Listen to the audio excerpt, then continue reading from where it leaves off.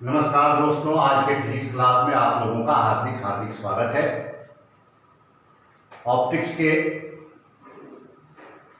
आज के क्लास को हम रिफ्रैक्शन ऑफ लाइट के साथ शुरू करेंगे, प्रकाश के अपवर्तन के साथ शुरू करेंगे।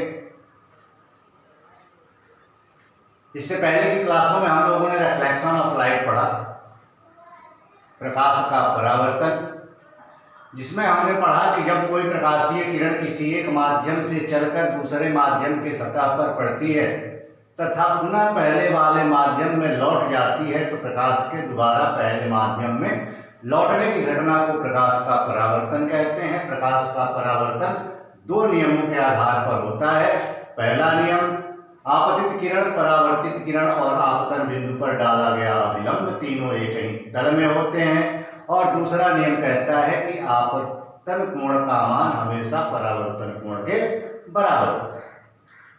उससे पहले हम लोगों ने लाइट मीडियम के बारे में पढ़ा था, प्रकाशीय माध्यम के बारे में पढ़ा था कि प्रकाश जिस क्षेत्र से होकर गति करता है उस क्षेत्र को प्रकाशीय माध्यम कहते हैं। यदि प्रकाश हवा से गति कर रहा है तो प्रकाशीय माध्यम हवा होगा, पानी में गति करेगा तो प्रकाशीय माध्यम पानी होगा, प्रकाश यदि कांच में गति करेगा तो प्रकाशीय माध्यम कांच होगा, हवा यदि ऑयल में गति करेगा, तेल में गति करेगा तो प्रकाशीय माध्यम तेल होगा। ये प्रकाशीय माध्यम दो प्रकार के होते हैं, डेंसर मीडियम और रेयर मीडियम, सघन माध्यम और विरल माध्यम। सघन माध्यम में प्रकाश की गति में बाधा उत्पन्न करने वाले कारकों का घनत्व अधिक होता है और इनका घनत्व अधिक होने के कारण इस माध्यम में प्रकाश की चाल कम होती है। विरल माध्यम में प्रकाश की गति में बाधा उत्पन्न करने वाले कारकों का घनत्व कम होता है, इसलिए विरल माध्यम में प्रकाश की चाल अधिक होती है।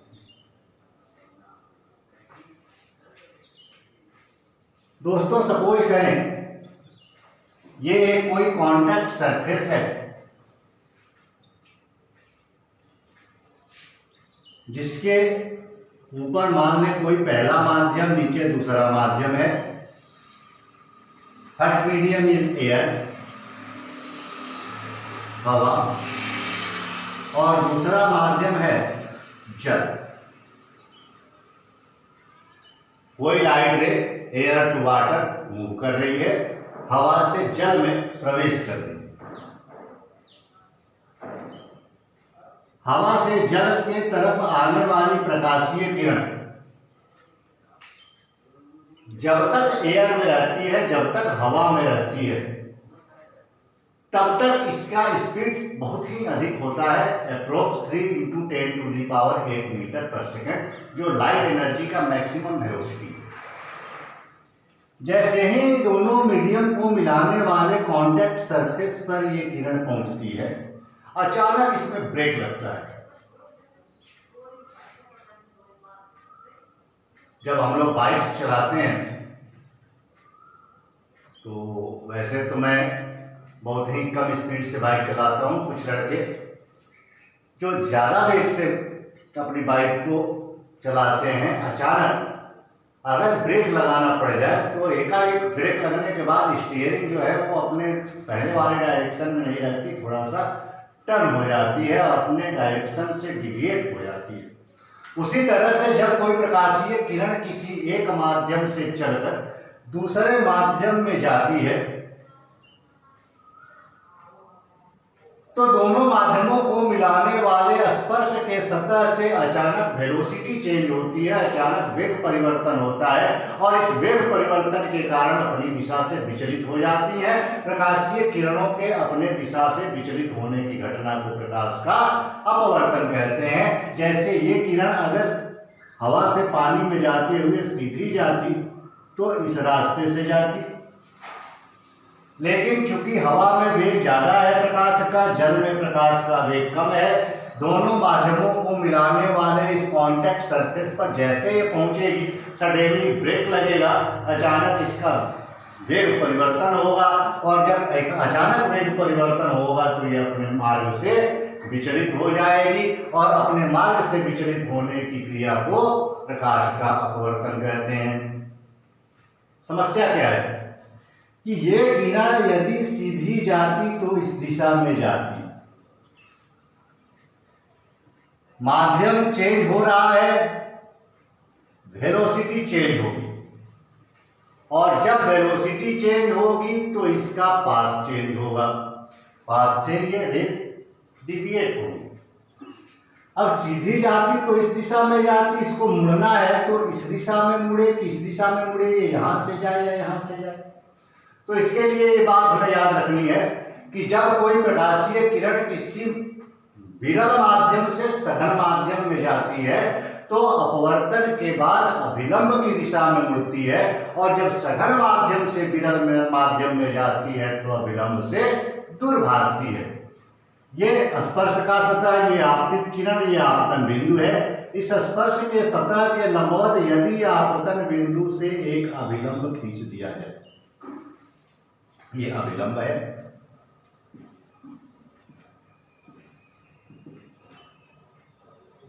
ये आपतित किरण,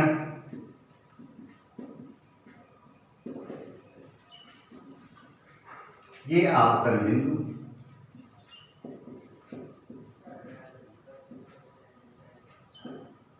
तो ये प्रकाशीय किरण अपवर्तन के बाद विरल से सघन माध्यम में आने के कारण अभिलंब की दिशा में झुकेगी।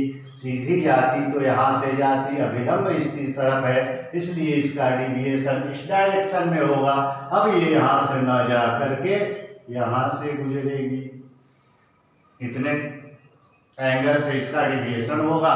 ये इस बात पर डिपेंड करेगा कि दोनों माध्यमों की डेंसिटी में कितना का डिफरेंस है, इनके सघनता और विरलता में कितना अधिक का अंतर है। सघनता या विरलता में जितना ज्यादा डिफरेंस होगा, एंगल ऑफ डिविएशन उतना ज्यादा होगा। सघनता या विरलता के बीच जितना कम अंतर होगा, एंगल ऑफ डिविएशन उतना ही कम होगा। ब्रेक थोड़ा लगाएंगे तो एंगल स्टीयरिंग का थोड़ा डिविएट होगा, और अगर ब्रेक ज्यादा लगाते हैं अचानक तो फिर गाड़ी तो पता नहीं किस डायरेक्शन में चली जाएगी। ये अपवर्तित किरण है।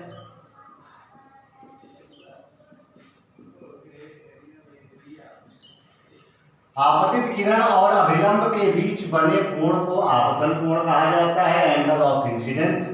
इसे स्मॉल आई से डिनोट करते हैं। और अपवर्तित किरण तथा अभिलंब के बीच बने कोण को अपवर्तन कोण कहा जाता है, इसे स्मॉल आर से सूचित किया जाता है।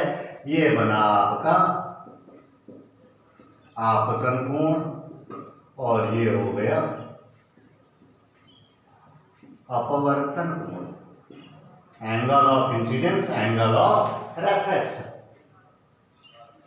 कोई प्रकाशीय किरण अपवर्तन के बाद अपनी दिशा से जितने कोण से मुड़ती है, विचलित होती है, इस कोण को स्मॉल डेल्टा से डिनोट करते हैं, और इसे विचलन कोण या एंगल ऑफ डिविएशन के नाम से जाना जाता है। यहां लिख दें विचलन कोण। एक बार फिर से देख लें कि जब कोई प्रकाशीय किरण किसी एक माध्यम से चलकर दूसरे माध्यम में जाती है तो दोनों माध्यमों को मिलाने वाले स्पर्श के सतह से एकाएक वेग परिवर्तन के कारण अपनी दिशा से विचलित हो जाती है। प्रकाशीय किरणों के अपनी दिशा से विचलित होने की इस घटना को प्रकाश का अपवर्तन कहते हैं। प्रकाश का अपवर्तन भी प्राकृतिक घटना है, और पहले भी हमने बताया था कि कोई भी ऐसी दुनिया में प्राकृतिक घटना नहीं है। आज तक कोई घटना ऐसी नहीं घटित हुई जो प्राकृतिक घटना हो और वो किसी न किसी नियम को फॉलो ना करती हो। प्रकाश का अपवर्तन प्राकृतिक घटना है, जाहिर है कि ये भी किसी न किसी रूल को फॉलो करती होगी। There are two laws related to the reflection of light. प्रकाश का अपवर्तन दो नियमों के आधार पर कार्य करता है। पहला नियम कहता है कि आपतित किरण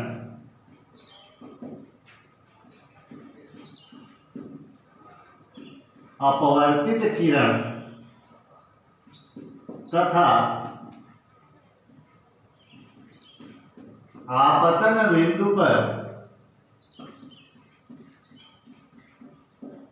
डाला गया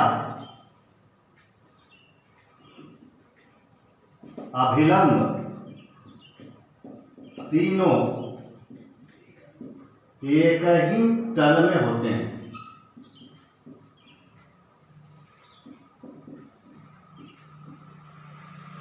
तीनों एक ही तल में होते हैं। और सेकंड लॉ कहता है कि आपतन कोण की ज्या साइन आई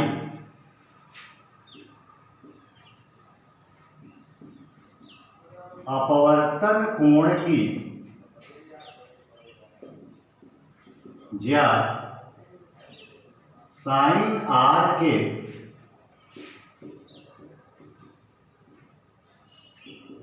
समानुपाती होती है। First law of reflection states that the incidence ray, refracted ray and normal at incident point, all three are lying in same plane. And second law of reflection states that sine of angle of incidence is directly proportional to the sine of angle of refraction. ये second law snail नाम के एक scientist ने दिया था, इसलिए उनको याद रखना जरूरी है और वो हमें हमेशा याद रखें। इसलिए इस दूसरे नियम को स्नेल्स लॉ के नाम से भी, स्नेल के नियम के नाम से भी जाना जाता है। अब यदि आपतन कोण का मान आई और अपवर्तन कोण का मान आर हो तो इस सेकेंड लॉ से हमें क्या मिलेगा? Sine I is directly proportional to sine R, means आपतन कोण की ज्या समानुपाती अपवर्तन कोण की ज्या। इसको ऐसे भी लिख सकते हैं, sine I is equal to mu into sine are.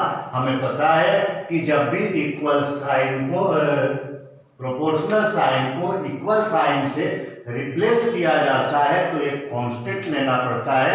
अब ये भी प्रश्न डिबेट का विषय है कि प्रोपोर्शनल साइन को इक्वल साइन से रिप्लेस करने के लिए कांस्टेंट की जरूरत क्या है और जो कांस्टेंट हम लेंगे उसकी वैल्यू क्या होगी, ये एक चर्चा का विषय है।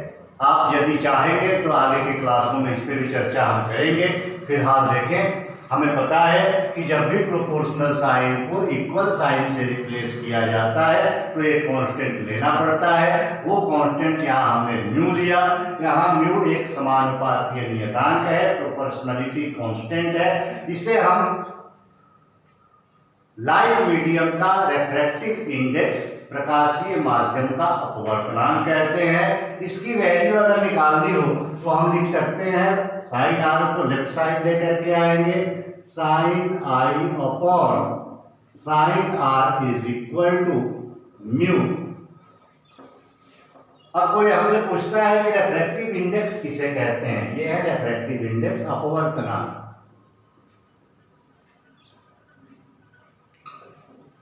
अपवर्तनांक क्या है? तो हम बताएंगे कि जब कोई प्रकाशीय किरण किसी सघन माध्यम से विरल माध्यम में या विरल माध्यम से सघन माध्यम में जाती है तो आपतन कोण की ज्या एवं अपवर्तन कोण की ज्या का अनुपात एक नियतांक के बराबर होता है, जिसे प्रकाशीय माध्यम का अपवर्तनांक कहते हैं। यहाँ देखने से हमें लगेगा कि साइन आई का जो भी यूनिट होगा वही साइन आर का होगा, जो डायमेंशन साइन आई का होगा वही डायमेंशन साइन आर का होगा। इसलिए न साइन आई का कोई साइन आई और साइन आर का जो रेशियो होगा म्यू, ये एक डायमेंशन लेस क्वांटिटी होगी, ये एक यूनिट लेस क्वांटिटी होगी। और इसके दो प्रकार होते हैं। इसका डिटेल से जब स्टडी किया गया तो इसका स्टडी एरिया बहुत विस्तृत हुआ। और जब एरिया बड़ा हुआ तो उसका डिवीजन किया गया अपने स्टडी को इजी बनाने के लिए। मीन्स अपवर्तनांक दो प्रकार के होते हैं। Refractive index is divided into two parts. Number one is absolute refractive index and other one is relative refractive index. निरपेक्ष अपवर्तनांक और सापेक्ष अपवर्तनांक, जिसका चर्चा हम लोग अगले क्लास में करेंगे। फिलहाल एक बार रिवीजन कर लें। हमने क्या पढ़ा?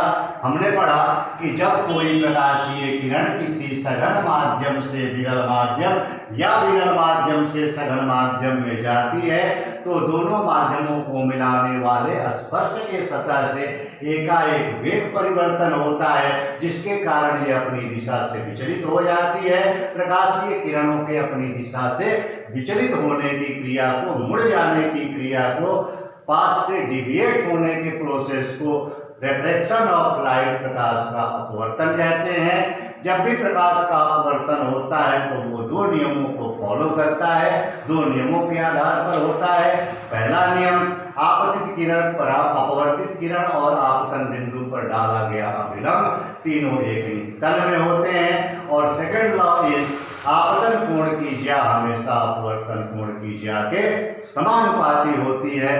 आगे इस क्लास को बढ़ाएंगे। ये चैप्टर बहुत ही इंपॉर्टेंट चैप्टर है, इससे कई न्यूमेरिकल प्रॉब्लम्स पूछे जाते हैं, जिस पर हम लोग आगे चर्चा करेंगे। फिजिक्स को अगर समझना है, क्योंकि इसे रटा नहीं जा सकता,